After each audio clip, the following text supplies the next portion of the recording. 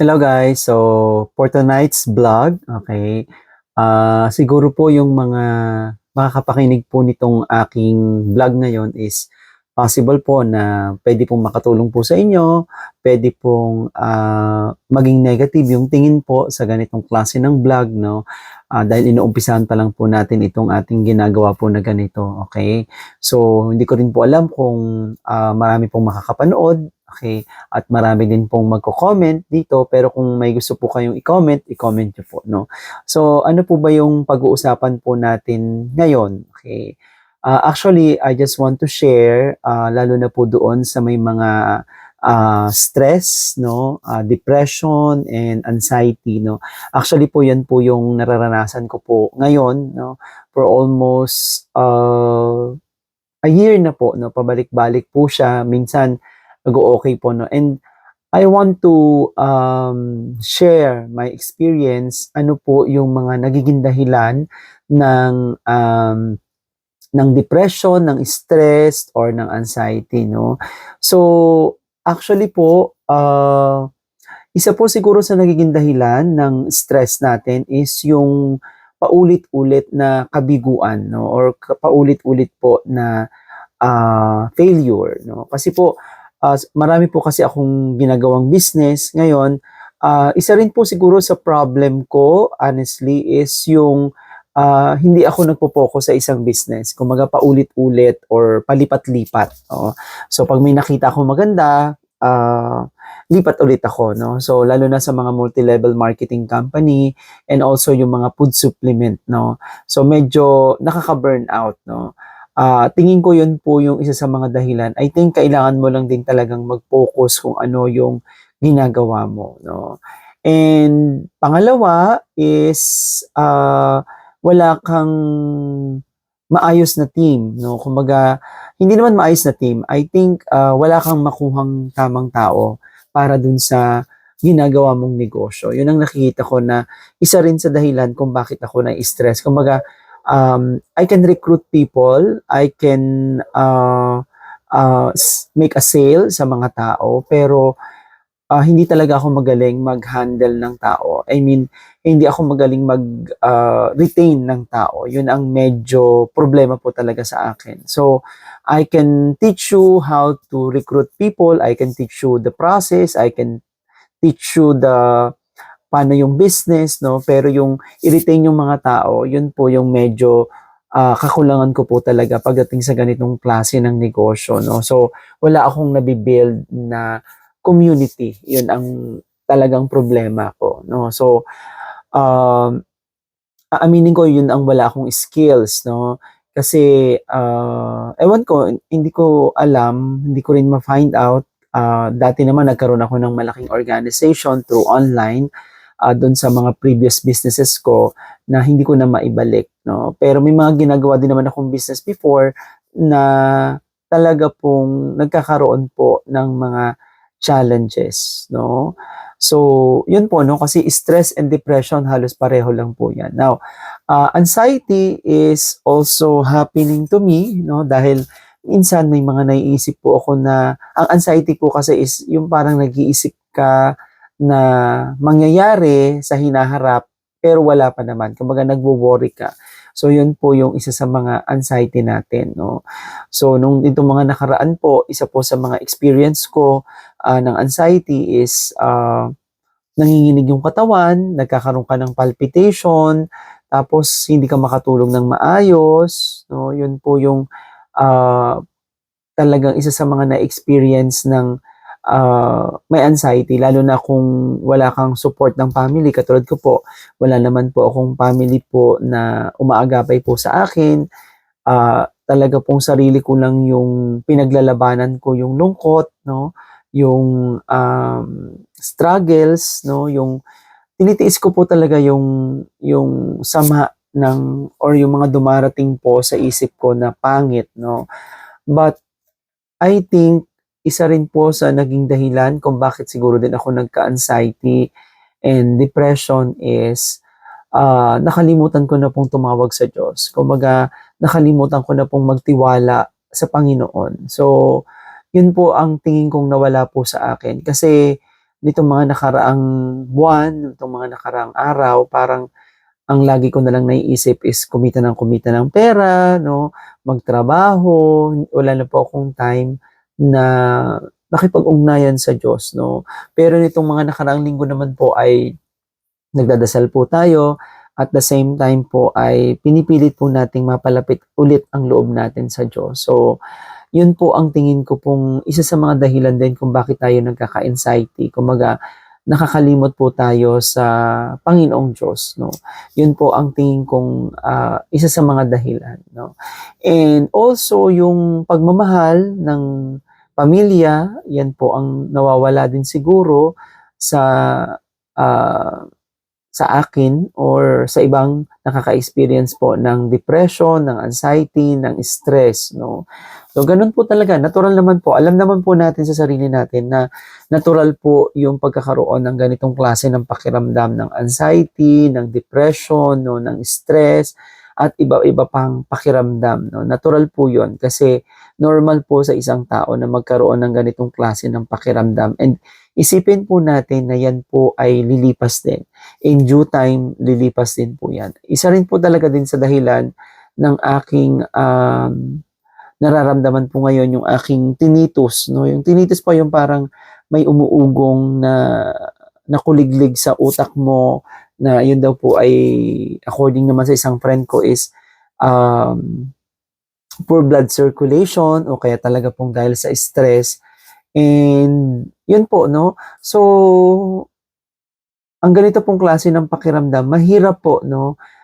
May times nga po na parang gusto ko nang magpakonsulta sa psychiatrist, but the problem is, dahil financially nagkakaroon din tayo ng problema, medyo mahal din palang magpakonsulta sa isang psychiatrist. Aabutin po ng 4,000 to 6,000 pesos. So, minsan mas nagiging priority po natin yung pagkain na lang.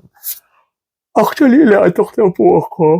Kasi ngayon po, actually, meron akong sinusubukan na isang product na makakatulong po talaga sa ating depression and then anxiety, no? Yun po yung sinusubukan po natin na product. Kasi po, minsan po pala yung pagkakaroon ng stress, ng depression, ng anxiety is kakulangan lang po sa ating vitamins and minerals ng ating katawan kasi kulang na rin po tayo sa nutrition. And huwag niyo pong kakalimutan na ah, kumain, no? Kasi po meron po mga ibang tao na kaya nagkakaroon ng full-blown na stress, depression and anxiety is because hindi po sila kumakain ng maayos, no? And yun lang po, tiis-tiis lang po and isa po sa mga nakita ko na paraan para mawala din po ang ganitong pakiramdam is pasalamatan po natin ang poong may kapal or si ang ating lumikha na tayo po ay may nararamdamang ganito in spite of the negative feeling, no, negative feelings po natin, pasalamatan pa rin po natin ang ating lumikha dahil meron po tayong ganitong pakiramdam. I think it's the form of gratitude na kailangan po natin at kailangan din po talaga makipag-communicate po tayo sa mga tao na mahal po natin sa buhay. Magkaroon po tayo ng community na kung saan tayo po ay makikipag-connect para kahit pa paano ay malibang po ang ating sarili. So yun lang po yung ma-share ko po ngayon sa vlog ko po na to. And kung meron po kayong gustong itanong or comments na gusto nyo pong sabihin po, pwede po kayong mag-comment sa baba. And please, kung nagustuhan nyo po itong aking video po na to, ay paki-subscribe na rin po ako and paki-follow po ako dito sa aking YouTube account, no? So marami naman po akong mga business na ginagawa po dito sa aking YouTube, pwede nyo pong panoorin at yan po ay magkakaroon po kayo ng pagkakataon na magkaroon po ng extra income.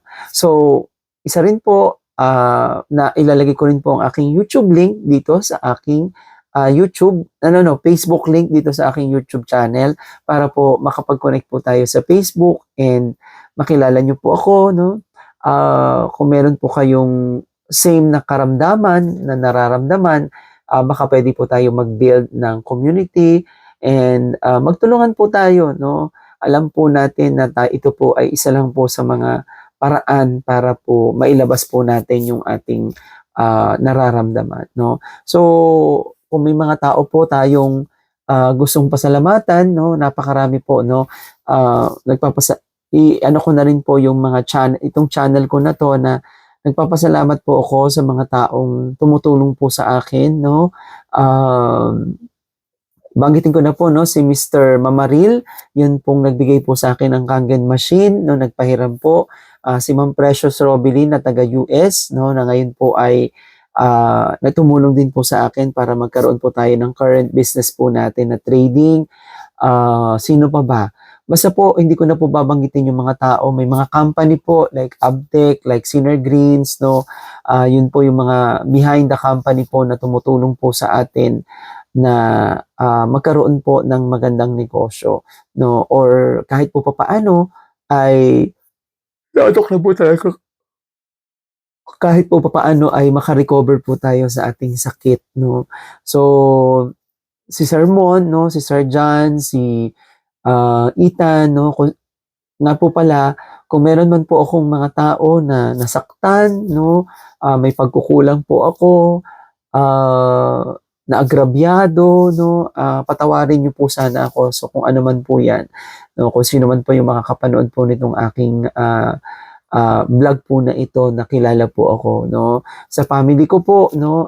Alam ko po minsan may mga hindi po tayo pagkakaunawaan, pero alam po ng Panginoon or ng Diyos na kayo po ay mahal na mahal ko. Lalo na po yung aking pamangkin na si Mary Grace Cruz, no? Na lagi pong nagpapaalala po sa akin na nandyan po lagi ang Panginoon sa ating tabi, na gumagabay, no? Na kung gaano man po kalaki ang problema, no? Si Sir Rolly D, no? Si Ma'am Marisa, no? Taga Cavite, no? Kung meron man po akong mga taong dapat pasalamatan, si Ma'am Dayan Baldo, na kahit po kami ay hindi nagkakaroon ng communication, no? Si Ma'am Mami Kaliwagan, no? Si Ate Iya na nasa Canada, no?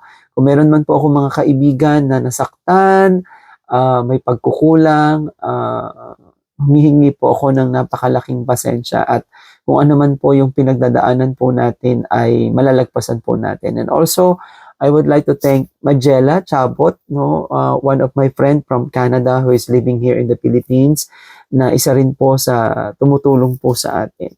So, marami pa po tayong dapat pasalamatan, pero sana po ay yon, no. Nakalimutan ko pong pasalamatan yung nag-iisa ko pong kasama, no, yung akin pong partner, no. Hindi ko na po babanggitin ang kanyang pangalan, pero sobra po ang pasasalamat ko po sa kanya, sobra po yung pasensya, no, pangunawa, no. Alam mo naman kung sino ka. Kumbaga, thank you, thank you, thank you. Naiiyak ako kasi kahit kahit minsan hindi kami nagkakaunawaan, kahit minsan nag-aaway kami, kahit minsan nasasaktan ako sa mga sinasabi niya, pero nagpapasalamat pa rin po ako ng sobra sa lahat po, no. Nagpapasalamat ako ng taos-puso, no, sa taong hindi ko puwedeng banggitin ang pangalan. Kung mapanood mo man 'tong video na 'to, alam mo na sobrang ano kita, sobrang ah, mahal na mahal. And yun, basta ano lang, thank you for the understanding. Thank you for sa lahat-lahat. Thank you sa pag-aalaga, and sana malagpasan ko 'tong ganitong klase ng pagsubok. Yun lang. Thank you.